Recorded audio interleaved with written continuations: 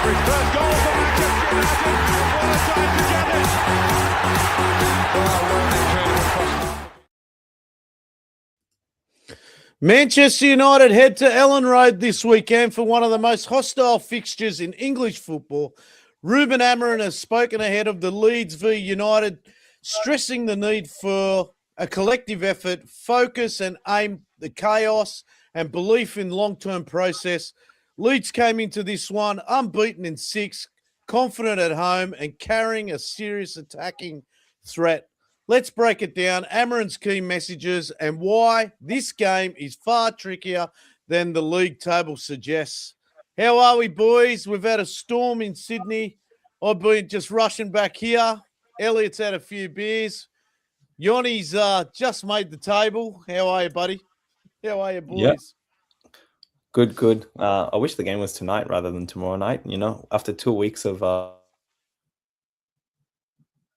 work on a Monday is a bit hard. But yeah, definitely. I wish it was tonight as well, just quietly. Yeah, me too. At least it's early tomorrow, right? well, Yeah.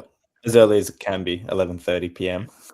Yeah, Well, it's good for you, Elliot. 10:30 kickoff's unreal. yeah. It's still a Sunday though. It's still a Sunday when I'm working it. It's still I'm a up at Sunday. four- What's it I'm matter up if it's a Sunday?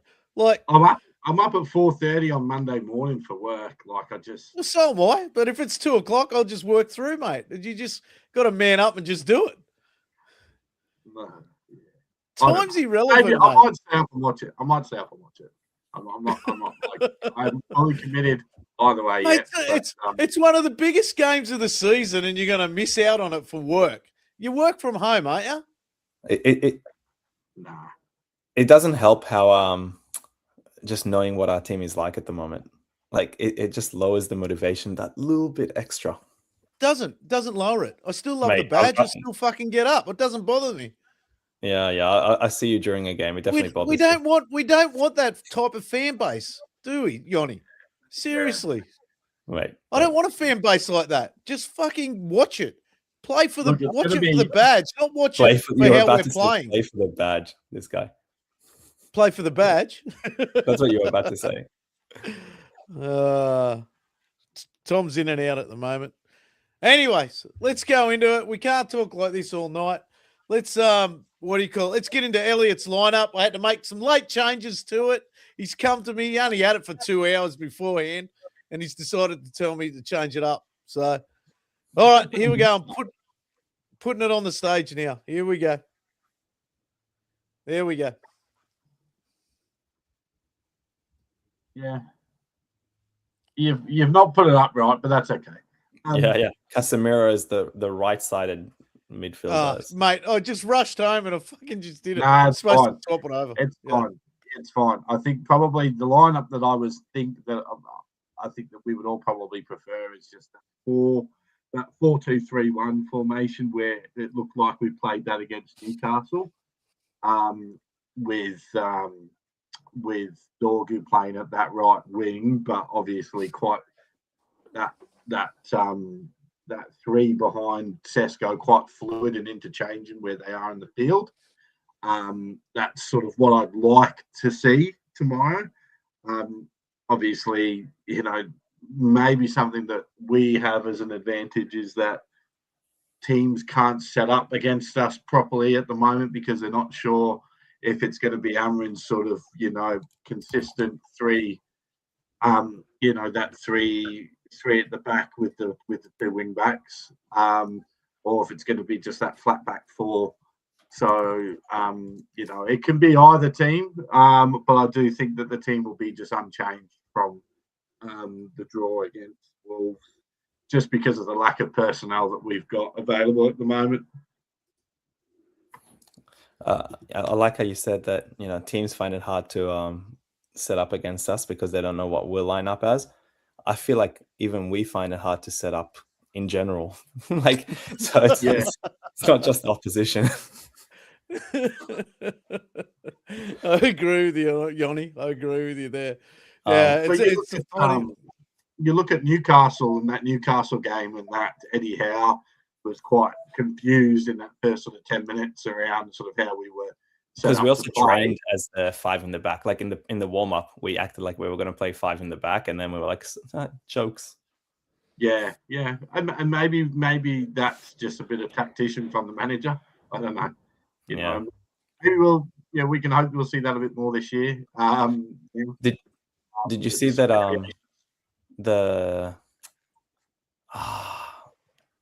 Lecce president was saying that for them, Dorgu's best games actually came when he was playing right winger? Yep.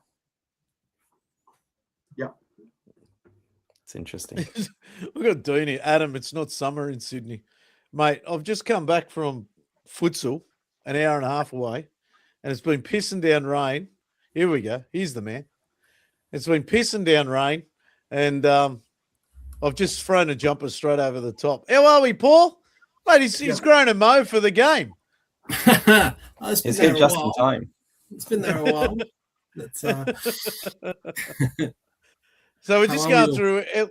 Good. Mate, you're pumped for the game, I gather? Oh, always pumped for the game. Yeah. I mean, Leeds, obviously, it's always a little bit more spicy, but it's another game, and hopefully it's I'd like to say another 3 points, but certainly 3 points of the year. Come on. Yeah, the first 3 points of the year. That's the way. Let's be positive. Yeah. Look, it's going to be one of those games, man. I don't know where we go in this game or how we go. It's going to be a young team. We had Ruben come out. He's basically said we're not buying anyone in January. So unless I read that wrong or heard that wrong so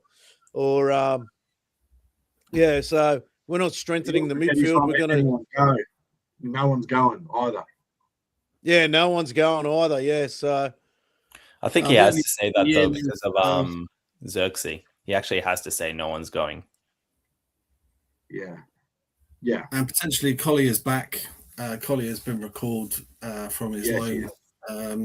He's obviously injured, but maybe in a few weeks' time he'll be available again. Well, I was reading on him today because I was looking him up, and they were saying 8 weeks before he's back. So 2 months. Hopefully, was he injured over there first? So he's had a few weeks over there injured. So that's all right. So hopefully, I think that's why he got recalled, right? Because of the injury. Like it's long-termish. Yeah. So anyway, so he's strengthening up the midfield. I've just had Tom. He said Aidan Heaven's just been announced as Player of the Month, which is good. But this is going to be most certainly his biggest test, man. It's so hostile there at Ellen Road. So, mate, it'll be crazy there, I reckon. Like I remember when United played Leeds in Perth, and that was crazy enough, let alone being at their home ground. So that was nuts just there. So I don't know if you've seen.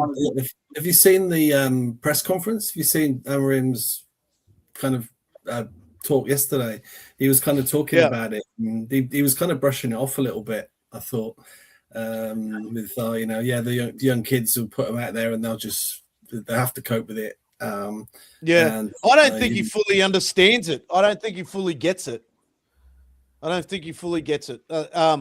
Like there'll be that much shit outside the ground, and then once you get in the ground, obviously it's another shit show again. So I don't think he fully understands it. I don't think he actually. Paul Scholes put it on nail on the head the other day. For me, he doesn't really understand the club 100% yet. So, or let alone maybe the Premier League. So with some of the stuff that he does, especially at Old Trafford.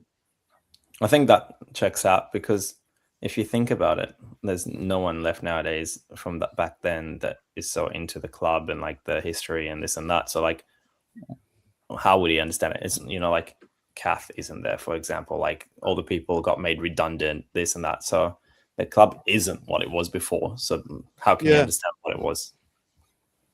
Yeah, totally agree there. Yeah. But you know what? If there are people talking about it, especially the media, it's probably a time you should friggin' listen to them. You got Darren Fletcher there as well, and he's there. Carrick's still around the club. Wayne Rooney's certainly around the club. So all those boys are there. So, but you know what? He's that type of guy that probably doesn't like to go and ask for help. That's why he got rid of what's his name, Van Nistelrooy. when he first came in. You know what I mean? So he's got his crew. He sticks to his crew, and that's it for him. You know. So I don't know. It's. I think it's a worrying game. Is it a worrying game for you guys? Every game's a worrying game for me. They're an informed team, though. They're playing really good football at the moment. Leeds, I think probably about 3 or 4 weeks ago, you know, their manager's job was on the line, and then all of a sudden something just clicked. You know, and they've gone, like you said, 6 games unbeaten. Dominic Calvert-Lewin up front, he's in a decent bit of form for them. You know, they're quite a good attacking team. Their captain's suspended, so that's 5 yellows. That's a good thing because Ethan Ampadu, he's a good captain for them. But they'll have decent reinforcements to replace him.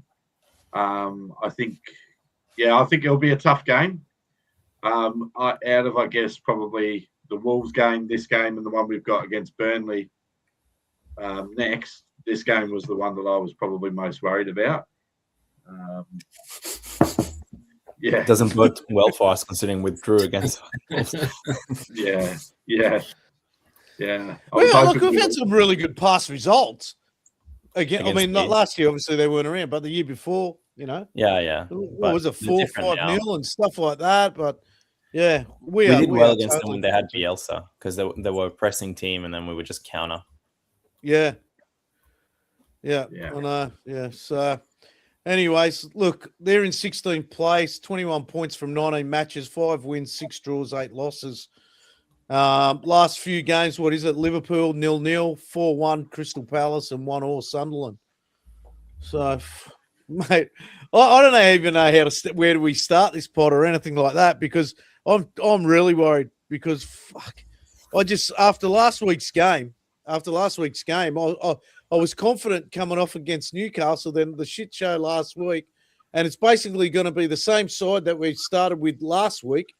I can't see him making too many changes, and, you know, there's not much experience there. I don't think there'd be one player in our side that has played at Ellen Road besides Bruno. Luke Shaw would have done, surely. Oh, Luke Shaw, maybe Martinez did. Yeah. Hello as well. Oh, he signed 2 years ago, 2 seasons ago. Who? Martinez, did he? No, Martinez. Oh, no, it was straight after the World Cup, wasn't it? Yeah, this is his fourth season with us. Yeah, he's just been injured a long time. Dallas been there like 8 seasons now or something, 7 seasons. Yeah. Ahmad Mayer played there when he was playing for Sunderland. Yeah. So he it's you know, it's not the same as playing there for Sunderland as playing against us. The bits. Yeah, he would have won with them, you know, that season. Well, that's true. But yeah, there's a few there, but I think there's enough. There'd be enough people who know what to expect, and I think it's almost like having the youngsters in there. It's almost you can almost see it as being a bit of a positive because it's going to be tough for them, but they'll know what to expect, and they'll know the history, and they'll know the kind of intimidation and whatever that they are going to face. Whereas some of the potentially you know, prima donna guys may take them by surprise. Yeah, look, have you been to Ellen Road, Paul? Yeah, twice. Been to Ellen Road. So maybe you need to get in the dressing room and talk to Amorim about it. Quickly get over there. Yeah.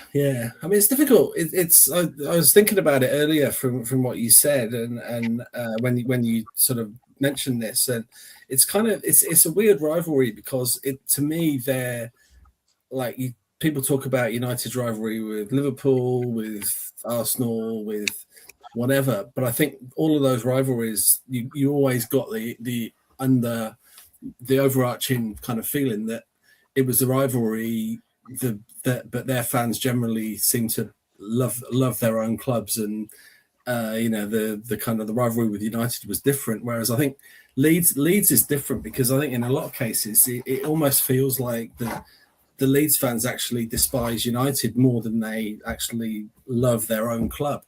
it's a bizarre thing, but it actually feels that way when you go there.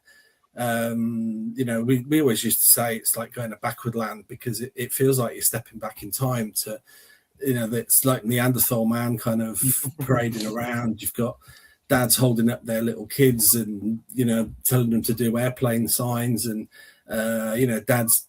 dad's jumping in front of, young 5-6-year-old United fans in United shirts and shouting abuse at them. And it's just bizarre. It's like behavior that you just wouldn't see you wouldn't see that at Anfield. You wouldn't see it at anywhere else. And then you get into the ground and you're literally, these guys aren't even watching the game. All they want to do is throw missiles and hurl abuse and spit and whatever at where we are. And it's kind of like, what is this? And again, you just don't get that at Anfield. Yeah, you get a few missiles and stuff come down on you, but it's nothing like you get there. It's just pure vitriolic hatred. And it seems to go beyond kind of anything else. And trying to think about why, there's obviously Lancashire, Yorkshire, there's that goes back hundreds of years. United Liverpool, Manchester Liverpool, is a rivalry that goes back. It's way beyond. It goes way past football. Goes right back to the Industrial Revolution. But the United Leeds thing, there's no real reason for it other than Lancashire, Yorkshire. But the same rivalry doesn't exist with Sheffield Wednesday. It doesn't exist with Bradford. It doesn't exist with Huddersfield. It's just there, and it's very difficult to find a reason why. Some people say the hatred's there. I was actually reading up on that today. I was reading up on it today. I was thinking to myself, because when I was putting the posters again, I knew about the white rose, red rose, everything like that, and so I thought I'll dive a bit deeper into it, but I could hardly find anything on it why the hatred is there. And just talking about like before being in the ground and outside the ground, when we're in Perth, we were getting to the games fairly early and stuff like that. And we had one of our young guys, mate, he would have been 15. He's probably younger than that because he was the same age as Alyssa. And he's rocked up to the ground and he was just by himself. Next minute, one of these Leeds supporters absolutely started ripping shreds off him. Big time. And, mate, I don't reckon Lockie was any bit older than maybe 13 or 14. And, look, he's one of the quietest blokes you'll ever see in your life. And this Leeds supporter just wanted to rip him a new one. And so lucky we caught up with him. Yeah. Nuts. It's weird. It's weird. I mean, I've sort of chatted to a few mates this evening and just said, what's your thoughts on it? And a couple of them have sort of suggested things going back to the 60s, cup semi-finals where there were big followings from both clubs. Games at Hillsborough. There's one at the City Ground, I think someone mentioned. That was a replay, the cup semi-final replay, where they were a bit controversial. There was a bit of argy-bargy. One mentioned a game in the 70s where apparently, I'd say apparently United took literally tens of thousands across the Pennines. It's only like a half-hour, 40-minute journey across there, so they took thousands and thousands in a game that wasn't all ticket and pretty much took over Ellen Road. There was talk that some sections of Leeds fans were actually held back in their own ground for their own safety because it was all kicking off so much, which a good look, and is something that probably still wrangles in some people's heads now, even though it's like 50 years on. There's probably still some meatheads out there that want to kind of get revenge for that. But there's nothing really it's a rivalry that just seems to have come out of nowhere. And when I first started going up to Old Trafford, when Leeds were in the second division, no one really even mentioned them. it was just they were their Leeds down there. No one really talked about them, but. I knew, you hear that they're singing songs about how much they hate United and blah, blah, blah. And it's kind of weird. It's kind of odd. But it is what it is. And the world's a colourful place. Look, I suppose we should dive into the game and everything like that, and we might touch on it at the end of the pod. We'll get Paul to tell us a story about him at a game versus Leeds, even though he's touched on a little bit here. Where do we go? Who do we have marking Calvin Lewis? Who marks him? Who tries to mark him out of the game? Do we put Aiden Heaven on him, or does Martinez stick tight to him, or do we play? I don't even think he starts. I don't actually think that Calvert Lewin actually starts. I actually think he's an impact player that they'll bring on later in the game. They've got some very big physical strikers, Leeds. That is it Checker, is it? Quite a big physical player. And they do play with the two wing backs as well. So I think their shape could be quite similar to us. So man for man, we should be okay. But I think Calvert-Lewin will be impacted. Well, will come on as an impact sub with maybe half an hour to 20 minutes to go, depending on how the game's going. Because that's sort of how he was introduced in the Liverpool game.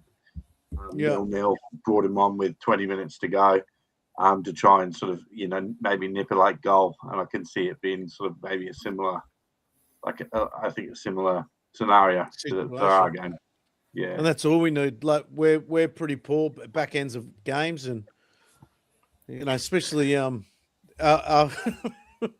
there's a nervous tension in the air on this podcast right now.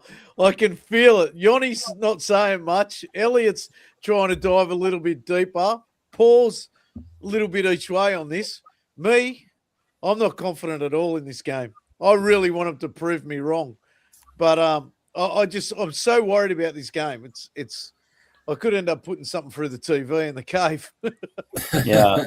I guess my issue is that, you have the Newcastle game and you think, oh, yeah, he's adjusted. He's tried a different system, this and that. He's learning. And then the next game was just the same. So it's just a bit of just depressing. Yeah, I think here to an extent, it's like systems and shape and whatever. It almost goes out of the window from the start because the Leeds are going to come firing in. There's going to be big tackles, probably multiple big tackles in the first few minutes. If our guys aren't in there with 100% committed, 100% in it with their full hearts and everything else, they're going to get stuffed. Whether they're playing 3 at the back, 5 at the back, or 10 at the back, if they've not got that 100% commitment, and in some games they've got it, and other games they have it for half the game, and then they seem to lose it. Sometimes the head goes down very, very easily. If the heads go down in this, then they're in real trouble. I guess the good thing is that it isn't Ellen Road, so we will probably play a slightly more counter-attacking kind of game on our side of things. So that's something that has worked out for us quite well whenever we're not the ones pressing, because we lack creativity when we press, especially with Bruno out at the moment. So that could help. Yeah, but I think that commitment thing, it comes in even more when they are trying to do that, because every time they get the ball, they're going to be whistled, they're going to be booed, they're going to be, they have high tackles coming in on them and everything. And if someone's head drops and, they need, but to be fair, Bruno is probably not the best at talking to the team and getting heads up. I don't think anyway. He's certainly not a Roy Keane in that way. But it's, if players' heads do start to go down, I don't know who the necessary leader is out there that's going to start talking them back up again without a couple of the big names who you would see as potential captain material. So it's going to be interesting. See a bit more of that from Martinez. He seems to have that little bit more of that type of captain in him, I guess. But it's still new and fresh to him. I think the other thing that whether it's an advantage or a disadvantage for us is that we have had a little bit more of a longer break between games than what Leeds have. So Leeds played on Friday morning against Liverpool, whereas obviously we played Wednesday morning. So there are, we've had a little bit more time to recover and maybe learn from that draw against Wolves, whereas, a reasonable positive result from Leeds, but probably quite a physically grueling game against Liverpool at Anfield and a 0-0 draw, they're probably, with a couple of days less rest, maybe that's something that will be an advantage for us come sort of that last part of the game where legs are getting a bit tired. I think that's where United fans are a little nervous coming into this game. Paul touched on it. We don't know what lineup we're really going to get or how we're going to set up. For all we know, Dorgu probably may go back on the right-hand side, being that's where he played his best game. I think that's my biggest – 100%. I think that's my biggest worry, how we're going to set up. So, I think that's most supporters. It's just the other thing is I've got Dino. He's got Casemiro red card first half, Ugarte second half. In the midfield, we're going to need so much discipline, and especially you've got Martinez out there, Casemiro, Ugarte. They're all physical players. We're going to need so much discipline, and again, you got Aiden Heaven. He's still learning his way at centre half. Luke Shaw really needs to guide a few of these players with Martinez. I mean, you're not guiding Casemiro too much, but yeah, that's my biggest worry, that midfield again. And these guys being disciplined, especially if they do start coming in hard like Paul was talking. Yep. I got one here from Tom.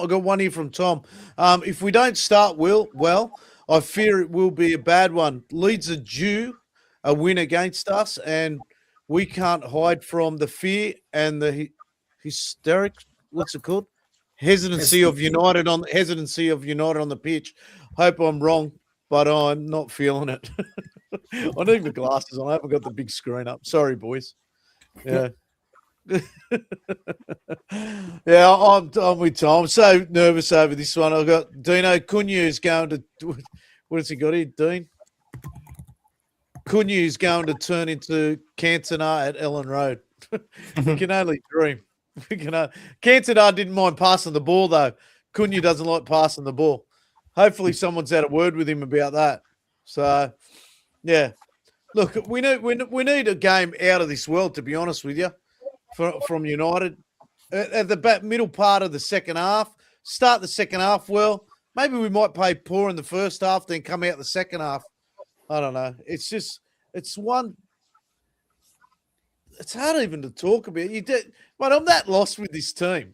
I've really got nothing at the moment. So it's just plus you get the 60 to 65 minute 2 or 3 changes, often to the back 2 or 3 or whoever it is, kind of like for like changes, and seems to unsettle everything. And then we concede within 5 minutes of him making those changes. Yeah, that's it. And it's a lesson that we just don't seem to learn. He does it every week, and we have problems straight afterwards. And I don't understand. I don't understand it. And, what happened to an old-fashioned game where if you're happy with the team on the field, don't make a sub?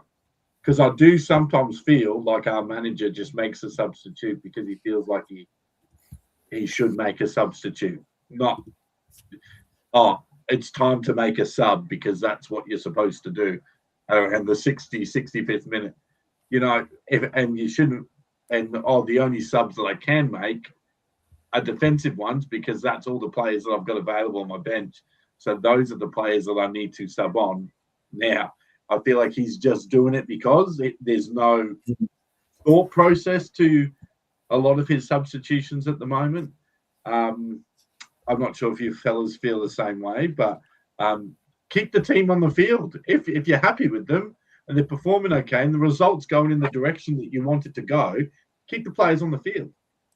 The only problem is I can't think of a time where I've been happy with the way the team has gone on the field, like the entire game.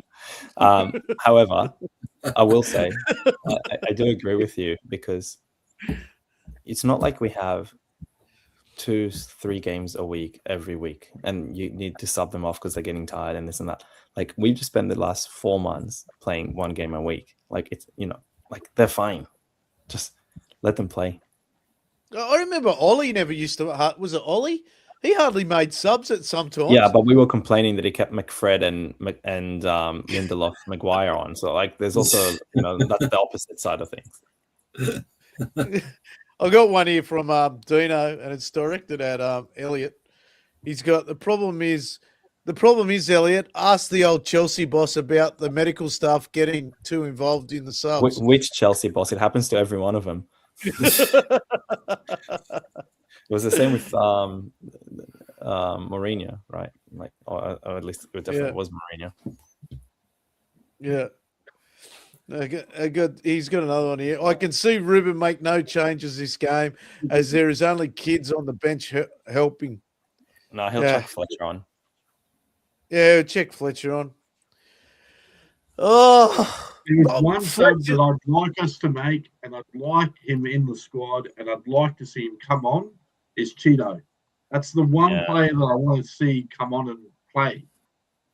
You need to start getting some value in your cards. No, it's not about that. Right. I actually think that this guy can make a bit of a difference for us coming off the bench.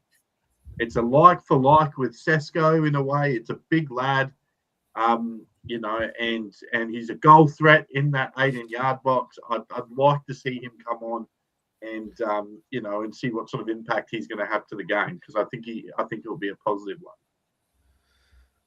I wonder if we can quickly fly Juan Mata over there, give him a quick contract, and he can direct the midfield around. The way that bloke's playing at the moment, he's flying. Hey, what was that, Yoni? Add to those 55 goals or whatever. Yeah, the 51 goals. Yeah. Yeah. Incredible stat. Incredible. See, look, I watched the last pod. Of course you did. Good on you, buddy. I don't think there'll be too many watching this one because it's very depressing, this pod at the moment. I feel the past 32 minutes have taken 3 hours to get to. No way. In 2 days' time, when we do the next one, it'll be full of celebrations and fireworks. It'll be like New Year's all over again. Right, we're going to be doing a fan reaction after this one, so it's either going to be cheering or we're going to be I'm going to be ruthless. So it'll be a very interesting fan reaction. It could go either way. So obviously most games go either way, but it's for me again. I'll state it's a hard one to talk about. Look, I think we're good enough to beat this team. I think we're good enough. What are we, fifth? We're fifth. They're 16th. Yeah. I think we're that shit scared that they've won 6 in a row, and then we're so up and down all season. But we've been good away from home. So let's put that spin on it. We've been good away from home. I don't think we've played bad away from home over the past Johnny, we're still unbeaten. We've lost one game in what? What did you say the other day? No, I think we've lost 2 games in like 13 games or something like that. 13 games. There we go. Look at that, 2 games in 13. How many did we win, though? Yeah, 1, 2, or 3. So we're only 3 behind, but we're still getting that point, and we're still in that top half of the table. We'd rather be there than in 16th or 17th, wouldn't we? So what was interesting? So the entire last 3 months, we kept on saying, "Oh, these teams drop points and we couldn't catch them. These teams drop points and we couldn't catch them." And this time we're the ones who drop points, and every other team couldn't take advantage of it either. Yeah. Look at it. Look, I know we do that most of the times. We don't take advantage of it, but you know what? There's a lot more. I think there's more pressure on Leeds playing at home, trying to get out of that relegation zone, than us going to Ellen Road and picking up the 3 points. I know the pressure's there from the fans, and obviously the media is going to hammer us if we lose or everything like. But I think personally, there could be more pressure on Leeds trying to get their 3 points out of the game than us. I just want us to win, because then I can just banter Liverpool fans, because saying that beating Leeds isn't for everyone, and that's what I want. You'll be appearing on another podcast before long in a Liverpool shirt. You've got to be careful. No. He'll be here. He'll be here. He's been asking about you, Yoni. He's been asking about it. Yeah. I'm Well, honestly, the fact that 19 games into it, we're still very close. Like, it's already a win in my books. yeah. Look, I think I was just having a thought there, Paul, about it probably didn't help with Leeds supporters when we had the one Eric Cantona come to United, Yeah. and then he wins the league with them, comes to United, and then wins the league with us. So, and now all he does is celebrate Cantona, celebrates United. Yeah, it definitely didn't. But I mean, the bitterness was there. Was there before that. I mean, I was trying to find it today. I know I found a couple of things in a fanzine in a couple of fanzines that I sent through to you, but I was trying to find. I was reading them, mate. You couldn't read them on mine. No, exactly. But we'll send them to the others in a bit. But there was, I'm sure, when Leeds first came back up, which was the 91-92 season, I think.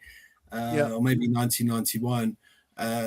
There was a it was published in one of the United fanzines, and it was just a picture of a kind of a ape cage, like a cage with like 10 apes in it, and it was, the caption was, Football League welcomes Leeds fans back to the first division or big time football or something, and so the kind of the image that they have of this kind of these kind of slightly trained or untrained apes is pretty much as it is, and that they've always been that way, and the rivalry is just, it's always been there. But as I say, I don't really know why, and I don't think anyone really can tell you why. It's strange. Certainly that first game when Eric had signed, I think it was a 0-0 draw at Ellen Road, I think in the 92-3 season. Or I'm pretty sure maybe it was the season afterwards, but I can't remember whether we'd already played them by the time he signed for us. But the atmosphere that night was pretty toxic, and I didn't go to that game, but I can remember watching it on the TV. It was a Monday night, and the TV had built it up, and there was all the flags. Every time he touched the ball, he was being booed, and there was a few big tackles kind of went in. He got very little protection from the referee, which obviously stoked it up even more. But I think the season afterwards we won 4-0 there, and did he score and he missed a penalty? I think. I'm pretty sure that's right. Maybe sure. It's beyond my years. Let me tell you. You weren't even born then, right? No, I was just a wee little boy. Yeah. No, I think he put one, rolled a penalty past the left-hand post at their end in a 4-0 win. But I think he's in another game he scored a penalty down at the same end, I think. But but it was never going to be a fun place for him to go after that. No danger. Paul, I think you just sorted out the catalyst we need. So in the 90s, we got Cantona from a team that just won the league, and then we won the league. Then in the 2010s, we took Van Persie. Yes, they didn't win the league, but obviously it was GOAT level kind of striker. We win the league. We just need to go get Haaland. All right, done. Like easy. Just give him $1 million a week, and then we'll win the league. We're good. We can play those long balls to him because he's strong enough to get past them. So, mate, he's strong enough to do anything. Mate, he's awesome. I hate him so much. Dino's pointed out that Dan James isn't playing. So, thanks for that, Dino. Is that a good thing for us or for them? He doesn't play for them anyway. He sits on the bench. Yeah. He doesn't really feature that much. He's one of our highest sales. I think he still is, isn't he? I think unless Garnacho took it. Top 5. He's top 5. Lukaku was a high one. Di Maria was a high one. Yeah. And then you're not sure anymore.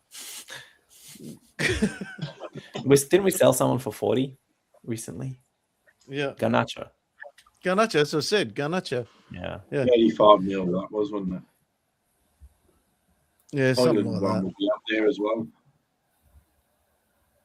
Hoyland's not sold yet, though. Yeah, but looking like Here's a question for you. Being that we've got heaps of young players on the bench and stuff like that, Do experiences like this fast track development or damage confidence? I don't think it would damage confidence per se. I think just being in this team would damage your confidence. But I think it's a good experience. But kind of like what Amorim's, I think he mentioned it. Like, you want to come in as a youngster into a functioning team. Like, it can't always be possible, fair enough. But that's what we have had in the past, and that's why it works. Like, if you come into a dysfunctioning team, it's a lot harder for them to succeed long term. They might come and be a shining star for 5-10 games, but after that, no one's there to guide them towards the next step. Oh, mate, the player that I would have liked us to see to go and get is Garner. Daniel Garner. I was going to mention him 2 seconds ago as well. Go and get him. He's off contract. Just go get him. He's the perfect player for our midfield right now.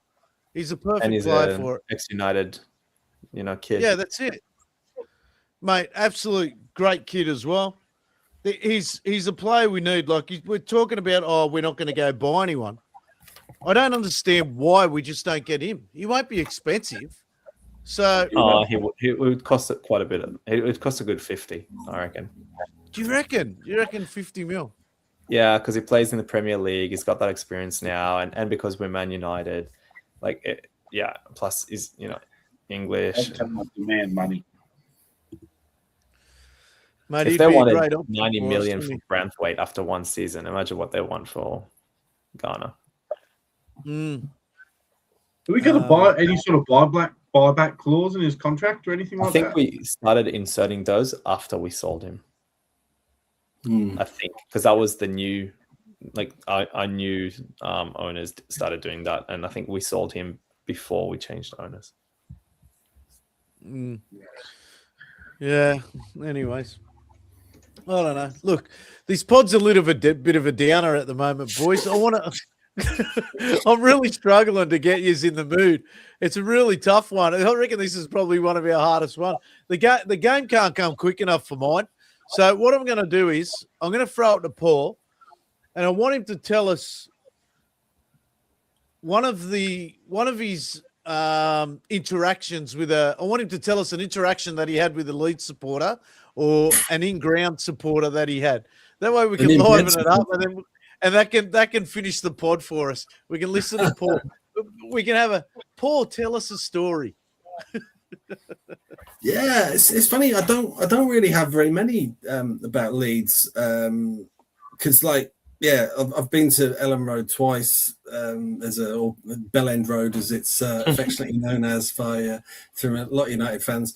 But I mean, probably the one time I did meet a mate of mine. I had the 2 tickets for the game, and he'd said, "I'll meet us in this pub," and I found the pub, and it was literally wall to wall Leeds fans hanging off the lights and jumping up and down on the bar and stuff, singing about the hatred of us. And I had to kind of go in there with my southern accent, buy a pint, sit in the bar and listen to all this for 20 minutes until he arrived. That wasn't a lot of fun. And we kind of as soon as he walked in, I swigged the rest of my pint and we left pretty sharpish. But I've not going to Ellen Road. It was very much go in, get out, and that's it. So I remember getting off a coach and seeing dads holding their kids up doing airplane signs, dads shouting abuse at young kind of 5-6-year-old kids and stuff. It's just not a very nice place, and they're not very nice people. It's a very, very strange place.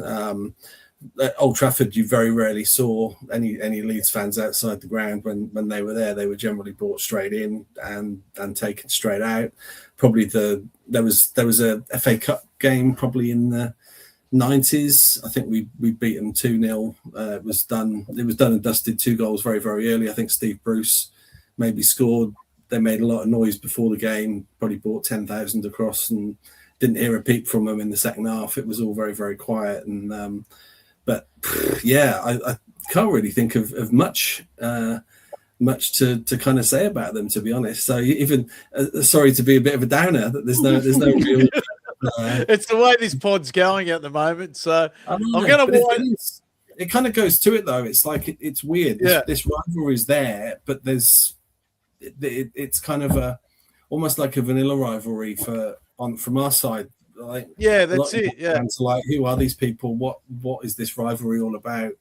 We don't really care about them. We've got rivalries with City, Liverpool, and whoever. But yeah, regardless, they just always seem to be there, foaming at the mouth and casting this vitriol over us. It's kind of weird. I don't know. I don't get it. Look, the way we're going, we're liable to go there, get 3 points, win 3-1, because I don't think we'll have another clean sheet, but we're liable to score 3 goals, cop one, walk away with the 3 points. We're back in. The following week, we'll end up losing. So we're due for a win. So, and that's the way our season's been going. So Elliott's trying to keep his head on. I don't know what he's doing.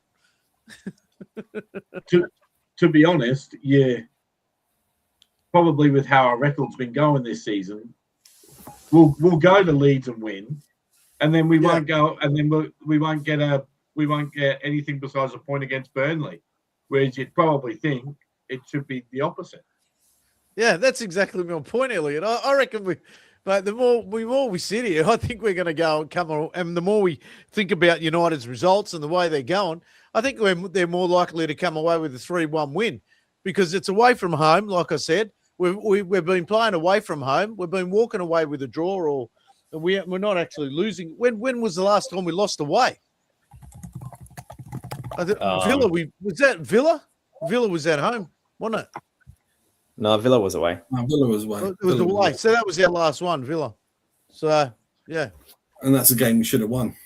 And that's the game we should have won. So, you know what? I'm going to ask for score predictions, and I'm going to say 3-1, mate. You've got me going here. 3-1. I'm confident going into the game. Yes, I think Leeds United. I think United are going to roll Leeds, and I think there's more pressure on Leeds coming into this game as well. They're in 16th spot. They're going to need the win. The fans, if they're down like by a goal or a couple of goals, the fans are going to start turning on their own players, even though they've won 6 in a row. Mate, I'm backing United 3-1, mate. I'm backing them. We're in. I just want you to stop saying that they've won 6 in a row. They haven't lost in 6. They haven't lost in 6. Same shit. They drew 4 of those games. Yeah. There you go. So it's no different to United. So mate, it should be positive. Come on, people. Yeah, well, I'd have gone for a 3-1 as well, trying to be positive. But as you've gone 3-1, I'll go 3-2, just on the basis that our defence is guaranteed to make some absolute howler at some point, and I'm ready to give him a 3-2. I reckon clean sheet, 1-0, hard fought game. I got Dino calling out Elliot. He's got to stop watching the Big Bash. Yeah, he's crying, eh?